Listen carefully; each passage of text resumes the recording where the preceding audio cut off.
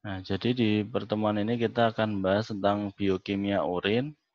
Jadi yang seperti kita tahu bahwa urin itu adalah salah satu ekskret dari tubuh manusia dan itu yang membawa banyak elektrolit di dalam tubuh dan juga sebagai sisa-sisa dari metabolisme.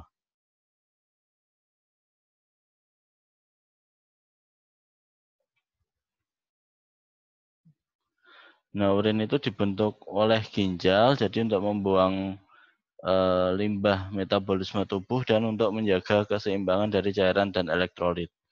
Kita tahu kemarin waktu kita membahas tentang keseimbangan asam basa, ada buffer karbonat. Nah, itu salah satunya juga dipengaruhi oleh ginjal, di mana ginjal itu melepaskan karbonat. Nah, kemudian kalau karbonatnya berlebihan, maka dia akan dikeluarkan melalui urin. Gitu. Juga mengatur keseimbangan asam basa dan mengendalikan tingkat konsentrasi berbagai konstituen padat dalam cairan tubuh.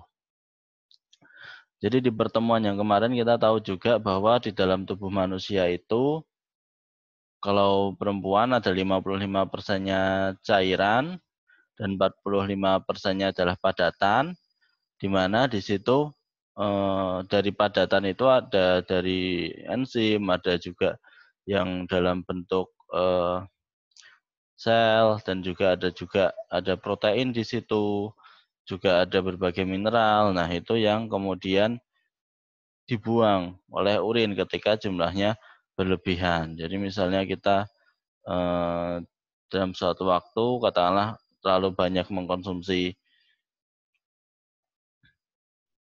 kalsium atau terlalu banyak mengkonsumsi vitamin C, nah itu semua akan dikeluarkan melalui ginjal dalam bentuk urin. Nah, maka hal ini yang kemudian bisa jadi permasalahan. Katakanlah Anda sering tiap hari katakanlah mengkonsumsi vitamin C dosis tinggi, maka di suatu titik bisa jadi nanti ginjal Anda akan rusak kayak gitu. Dan kemudian kalau nggak rusak mungkin dia akan membentuk batu oksalat, jadi muncul batu ginjal. Nah, itu permasalahan-permasalahan yang mungkin muncul ketika kita mengkonsumsi terlalu banyak vitamin atau terlalu banyak mineral. Tapi kebanyakan itu berbentuk kronis. Kalau sekali-kali tubuh masih bisa mengkompensasi itu. Nah, ginjal itu fungsi homeostatiknya ada 3. Jadi fungsi homeostatik itu fungsi untuk menjaga keseimbangan asam basa tubuh. Fungsi homeostasis.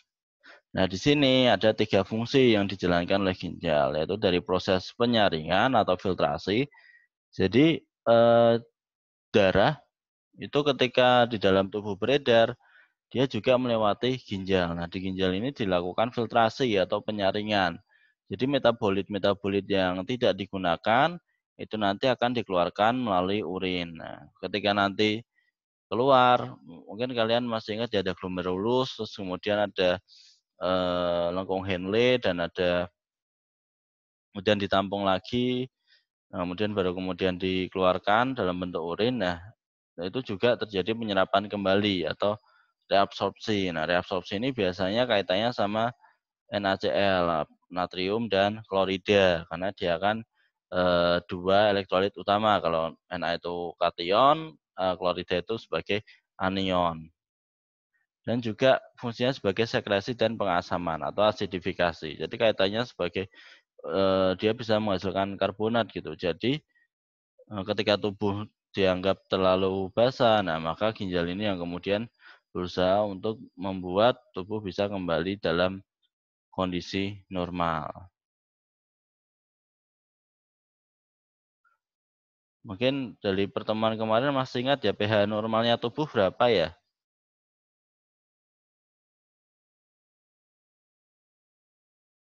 Ada yang masih ingat?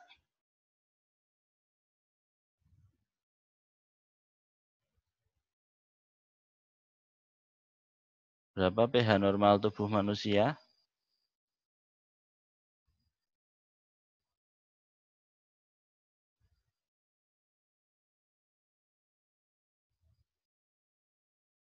7,35.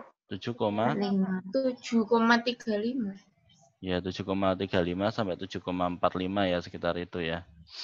Ya. Tuh. Next. Ini. Nah, ini terulang. Nah, komposisi urin. Nah, volume urin normal itu sekitar 600 sampai 2.500 ml per 24 jam. Jadi kalau di PPT sebelumnya kita tahu ada yang nyebut 1,6 liter juga. Nah, itu tergantung orang itu. Jadi ketika kita mengkonsumsi banyak air, maka urinnya juga akan jadi bening dan kemudian dia volumenya juga lebih besar. Sedangkan kalau kita mengkonsumsi sedikit, maka otomatis urinnya juga akan lebih jarang dan warnanya akan lebih pekat.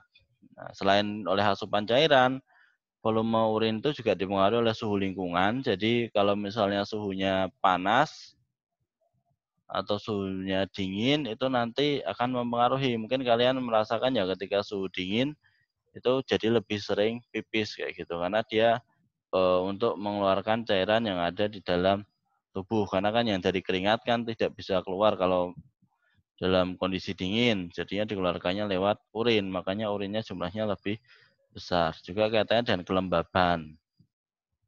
Juga tergantung diet yang dikonsumsi. Misalnya kita banyak mengkonsumsi protein, itu juga akan berpengaruh pada banyaknya urin dan juga berpengaruh pada bau urin itu sendiri. Jadi apa yang kita konsumsi langsung akan berpengaruh dengan urin yang kita produksi dalam 24 jam tersebut.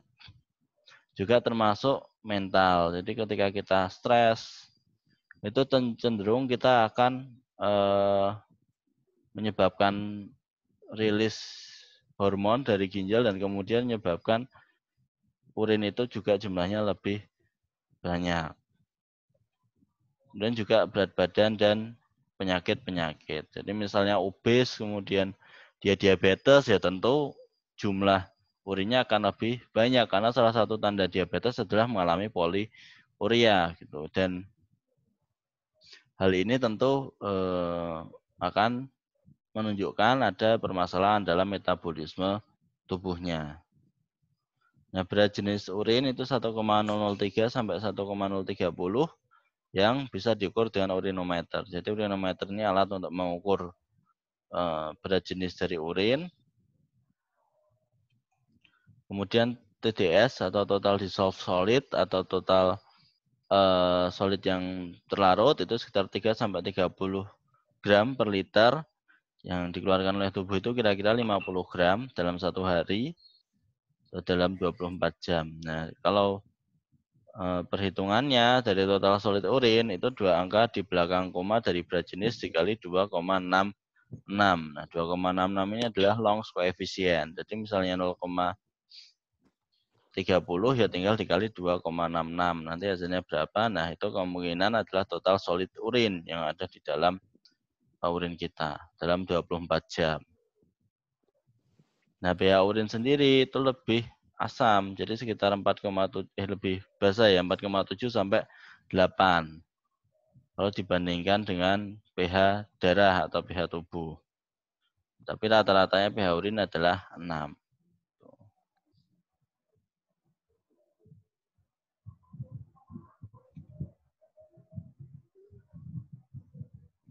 Nah, tadi urinometer itu fungsinya adalah mengukur berat jenis urin.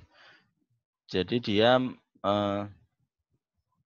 mengukur sejauh mana berat jenis yang ada di dalam urin. Jadi ketika alat ini dia akan mengapung di dalam air murni gitu. Jadi kalau misalnya berat jenisnya nanti semakin tinggi, maka alatnya akan semakin mengapung. Suhu teranya pada suhu 15 derajat Celcius, di mana setiap perubahan suhu 3 derajat Celcius dia bisa mengubah berat jenisnya sampai 0,001. Jadi ketika kita nanti menghitung berat jenis urin dari hasil hitungannya urinometer itu harus dicocokkan dulu. Misal berat suhu kamarnya 27 derajat. Kemudian berat jenis urinnya terbaca 1,020, itu berat jenisnya bukan 1,02, tapi lebih dari itu gitu. Jadi angka koreksinya 27 kurangi 15 kemudian dibagi 3. Kemudian dikali 0,001 jadi ketemu hasilnya 0,004.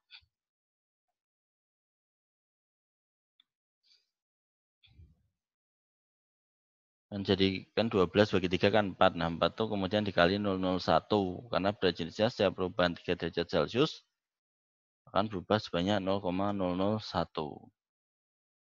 Jadi kemudian berat jenis yang terperiksa 1,020 kemudian ditambah 0,004. Nah, sehingga bertambah menjadi 1,024. Nah, itu berat jenis dari urin yang seharusnya.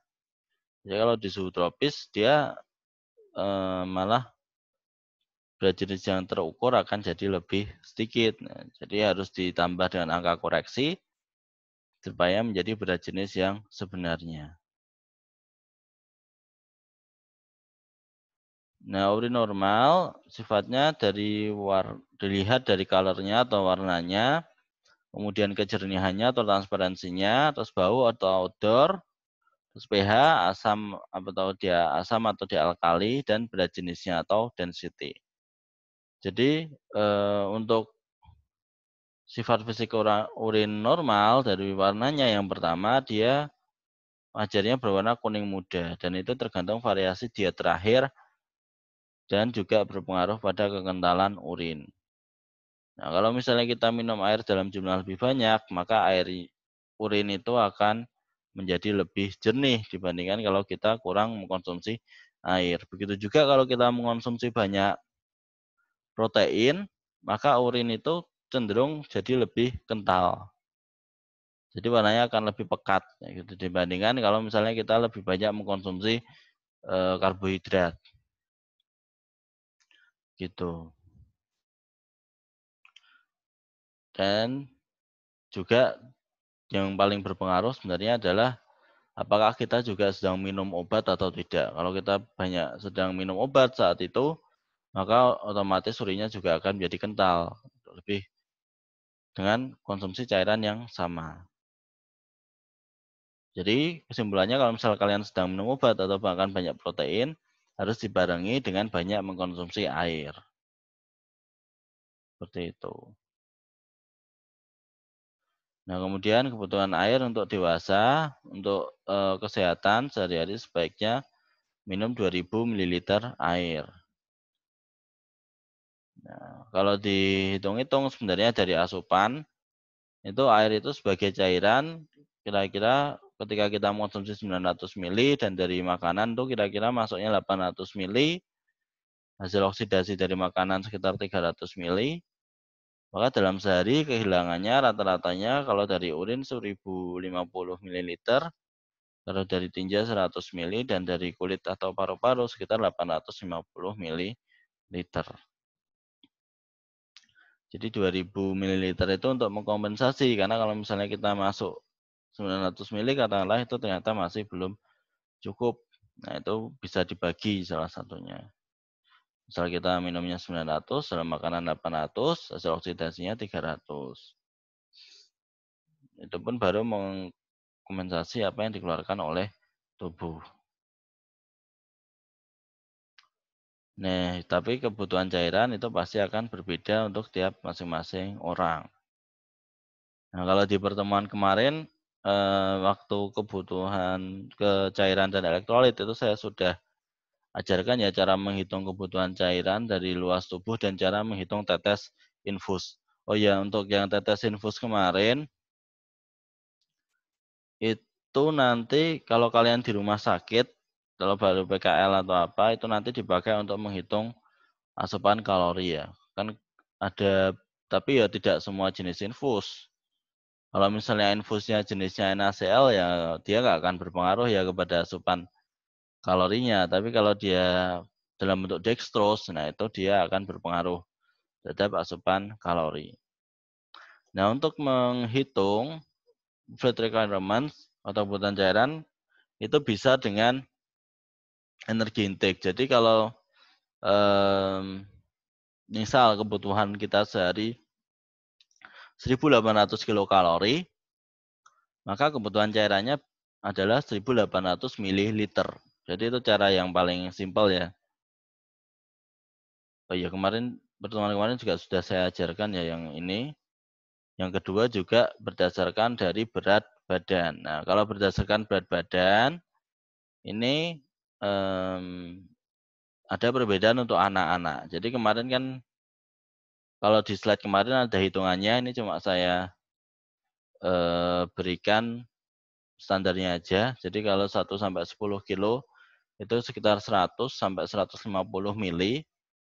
Nah, sedangkan kalau beratnya 11 sampai 20 kilogram itu ditambahkan 50 mililiter per kilogram untuk kelebihan dari 10 kilonya. Misal bayi beratnya 15 kilo, maka kita bisa pilih misal 15 kilo, 10 kilogramnya adalah 150 mili. Maka sisanya 5 kilo dikali 250 mili. Nah, jadi kalau kita tadi milihnya 150 ditambah 250, berarti dia jadi 400 mililiter. Itu ya, jadi dihitungnya dari yang lebihan 10 kilonya aja, yang dikali 50 mililiter. Sedangkan untuk yang beratnya lebih dari 21 kilogram, itu ditambahkan 25 mili per kilogram di atas 20 kilogram. Jadi 21 itu pun dia sudah perlu ditambahkan 25 mili. Jadi misalnya untuk 21 kilo ya kita ambil 150 terus ditambah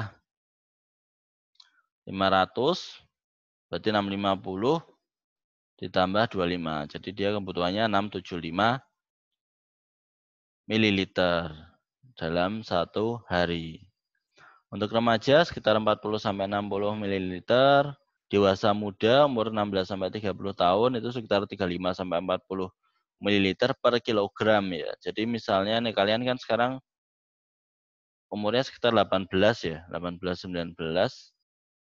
Hitung aja misal 40 mililiter, beratnya 60, berarti 60 kilo kali 40 sekitar 2.400 mililiter atau 2,4 liter cairan per hari.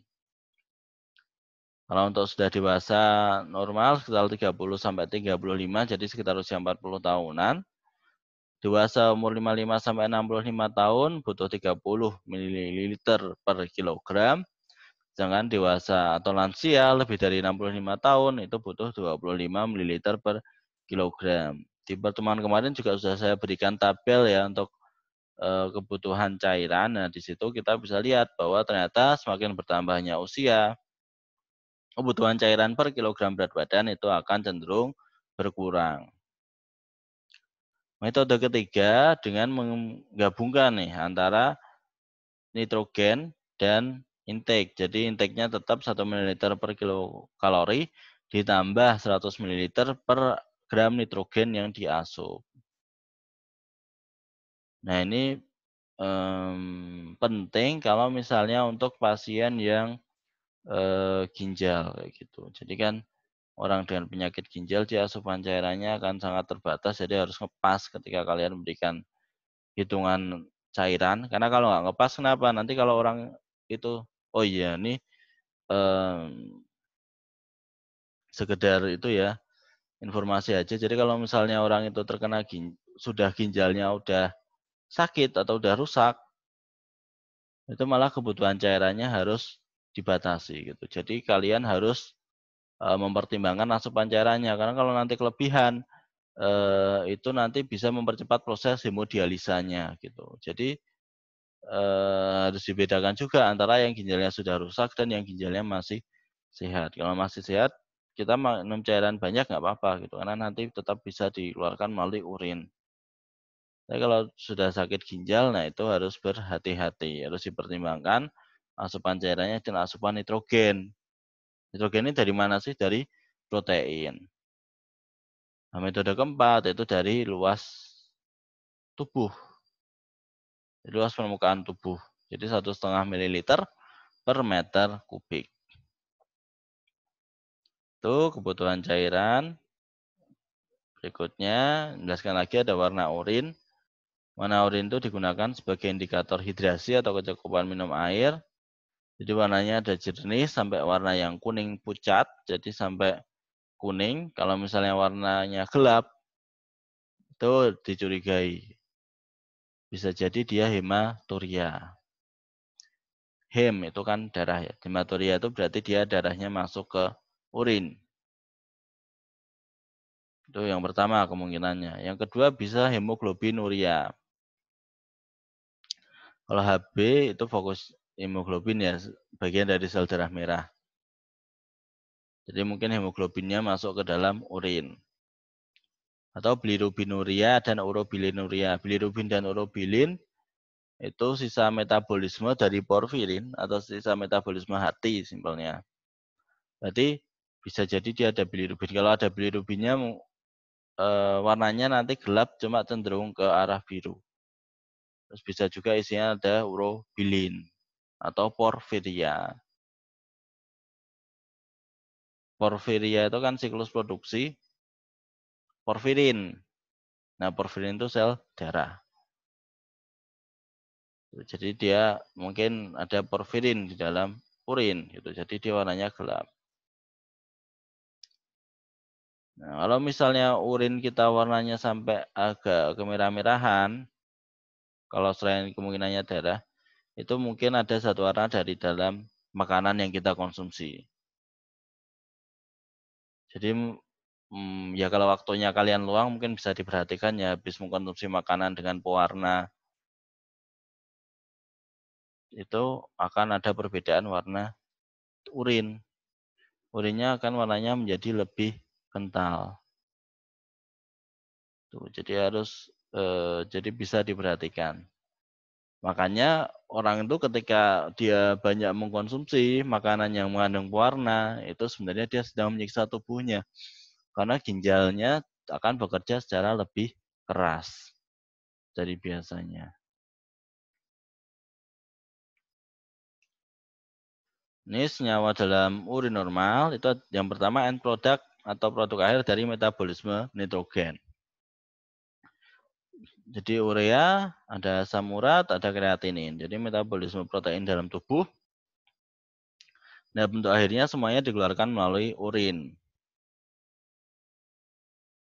Tapi bukan dalam bentuk proteinnya ya. Jadi kalau misalnya ada protein dalam urin, dalam jumlah yang cukup banyak, nah itu berarti ada penyakit ginjal.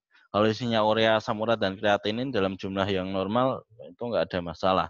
Tapi memang dia ada di situ. Komponen lainnya adalah mineral, yaitu NaCl dan senyawa lain dalam jumlah yang sangat sedikit. Gitu. Jadi warna kuning itu sebenarnya dari metabolisme nitrogennya. Jangan NaCl dan yang lain itu juga ada tapi dalam jumlah yang sedikit. Karena urin itu adalah produk sisa metabolisme. Oh ya, jadi kalau misalnya nih kalian dengar ada orang yang bilang kalau urin di pagi hari itu bisa jadi obat untuk diminum, itu jangan percaya ya. Karena kenyataannya urin itu isinya sisa metabolisme. Kalau kalian minum, itu sama aja kalian meminum sisa metabolisme kalian sendiri. Nggak akan ada manfaatnya. Itu. Bahkan mungkin akan berisiko untuk mengalami infeksi, meskipun itu urin pertama di pagi hari. Ya, jadi hati-hati bahwa informasi yang ada di internet itu tidak semuanya betul.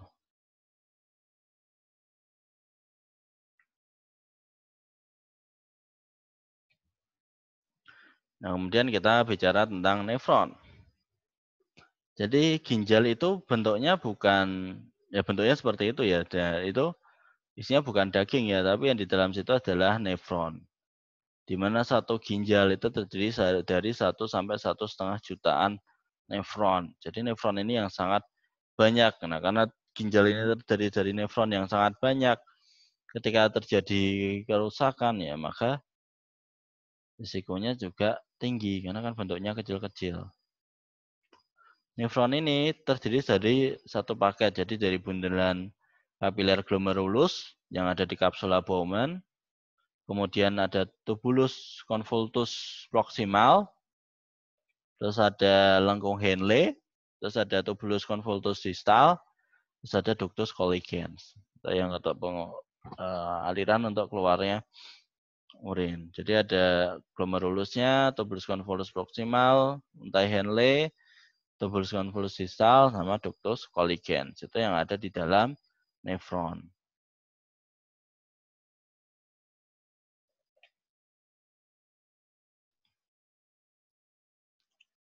Nah, ini strukturnya yang ada di dalam nefron.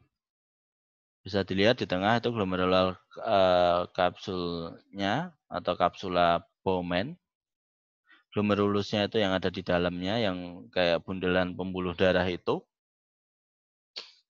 Kemudian itu ada tubulus contortus proximal. Terus ada lengkung Henle yang di bawah, terus ada tubulus contortus distal, terus keluarlah dia dalam bentuk ductus colligans. Bawah ini. Nah, di sini ada yang namanya renal cortex dan renal medulla. Mungkin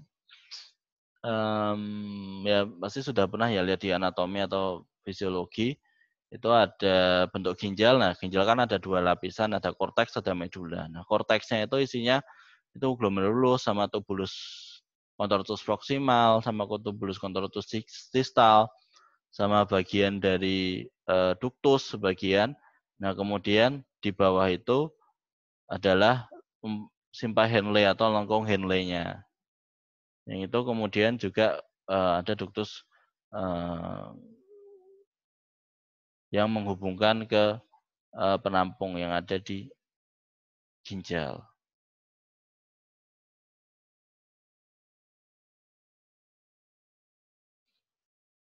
Itu kita bersama bicara tentang glomerulus. Nah, urin itu hasil filtrasi darah oleh glomerulus. Nah, glomerulus ini punya kecepatan. Nah, kecepatan filtrasi itu ditentukan oleh derasnya aliran darah dan tekanan darah sistemik dari dalam ginjal atau tekanan hidrostatik. Nah, kecepatan filtrasi itu kalau kalian nanti baca-baca ada yang istilahnya GFR, glomerular filtration rate. Jadi kecepatan filtrasi glomerulus sebenarnya. Nah, GFR ini yang kemudian nanti akan menjadi dasar hitungan untuk mengetahui seberapa bagus kualitas ginjalnya ataupun seberapa buruk kualitasnya. Itu nanti dari GFR. Nah, air bersama zat terlarut glukosa, ureum, natrium, klorida, bikarbonat, ratusan enzim dan hormon dengan kadar sama dalam plasma dan filtrat itu yang disaring dari situ, dan tiap menit itu dihasilkan 100 ml filtrat.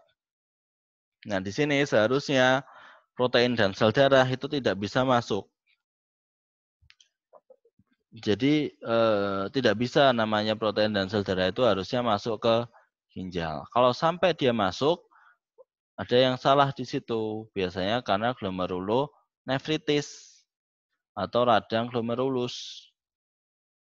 Nah, bisa dibayangkan ya, glomerulus itu jumlahnya banyak. Kalau sampai dikatakan itu radang, berarti nggak cuma satu. Berarti sudah ada di beberapa glomerulus. Kan sampai ratusan ribu yang kena radang kalau dikatakan sampai glomerulonefritis. Nah, sehingga apa? Sehingga kemudian protein dan hem itu bisa lewat. Yang itu dikenal dengan kondisi namanya proteinuria dan hematuria. Nah, sehingga dayanya atau kemampuannya mengeluarkan ureum malah berkurang, padahal dia intinya mengeluarkan urea seharusnya atau sisa metabolisme nitrogen. Nah, karena dayanya itu malah berkurang, jadinya urea menumpuk di dalam tubuh. Nah, itu kemudian makanya dia harus melakukan dialisis atau hemodialisa dengan dibantu alat. Makanya kan harus rutin ya hemodialisa kalau sampai, ya tergantung keparahannya sih sebenarnya. Nah, ini GFR, glomerular filtration rate, atau kecepatan filtrasi glomerulus. Nah, itu tadi kita lihat ada kapsul Bowman, itu bagian dari nefron yang melingkupi glomerulus. Nah, dia mengumpulkan filtrat oleh tekanan hidrostatik yang melewati pembuluh kapiler. Nah, GFR ini berhubungan dengan jumlah filtrat yang terbentuk 120 ml per menit atau 1/5 dari volume plasma yang sampai di glomerulus. Jadi plasmanya sebenarnya sampai 600 ml. Cuma yang difiltrat sekitar 120 ml per menit. Nah, filtratnya itu menyerupai plasma dan rendah protein, jadi hanya 30 gram protein. Di mana protein ini nanti diserap kembali di tubulus contortus proximal, jadi nggak sampai keluar di dalam urin. Jadi GFR-nya ada 120 ml per menit untuk yang normal.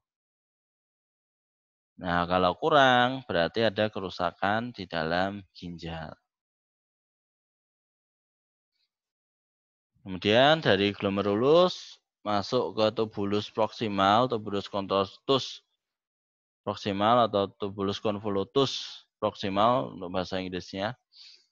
Nah, di sini terjadi reabsorpsi yang yaitu dikembalikan ke aliran darah bersama dengan plasma dalam air. Itu ada glukosa, amino, asam urat, elektrolit natrium, klorida, dan bikarbonat. Nah, kenapa asam urat, natrium, klorida itu ditulis lagi? Ya karena itu kalau misalnya kelebihan. Misal dalam tubuh ternyata tubuh mengalami kekurangan. Jadi yang difiltrasi ternyata berlebih ya, akhirnya diserap kembali zat-zat tersebut. Nah, kemudian dari tubulus contortus proximal itu masuk ke ansa Henle atau untai Henle atau lengkung Henle atau Henle loops. Nah, di situ terjadi reabsorpsi air dan natrium. Jadi khusus dua itu, air dan natrium. Nah, sedangkan sisanya itu di tubulus contortus distal. Nah, ini mengatur kadar ion-ion natrium, kalium, bikarbonat, fosfat, dan hidrogen. Jadi di tubulus distal ini dia yang mengatur akhirnya. Jadi berapa banyak nih natrium, kalium, bikarbonat yang ada di situ. Nah, kita tahu ya bikarbonat juga berkaitan dengan keasaman dari tubuh. Jadi asam basanya tubuh. Kemudian masuk ke ductus colligens. Nah, ductus colligens itu untuk mengekspresikan air. Jadi kalau sudah cukup, maka diatur lagi oleh ductus colligens. Nah, baru kemudian nanti keluar. Nah, korteks isinya glomerulus, tubulus contortus proximal dan distal. Medula isinya ductus colligens dan sebagian besar untai Henle. Nah, cairan di dalam medula ginjal. Jadi di medula di ductus colligens ini dia hipertonik. Hipertonik maksudnya apa? Jadi elektrolitnya lebih tinggi daripada plasma. Itu yang masuk. Tapi kan ditambah lagi dari ekstraksi airnya. Nah, sehingga nanti kemudian dia jumlahnya menjadi lebih banyak.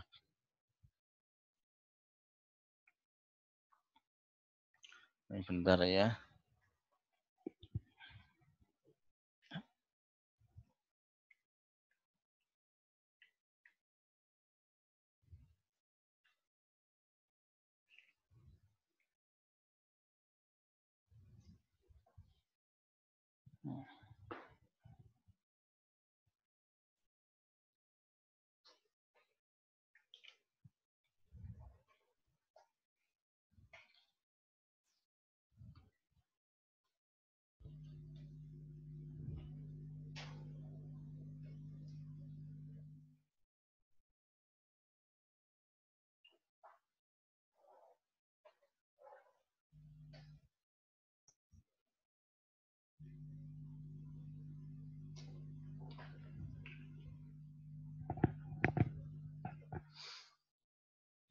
Nah, ini karena waktunya tinggal 1 menit.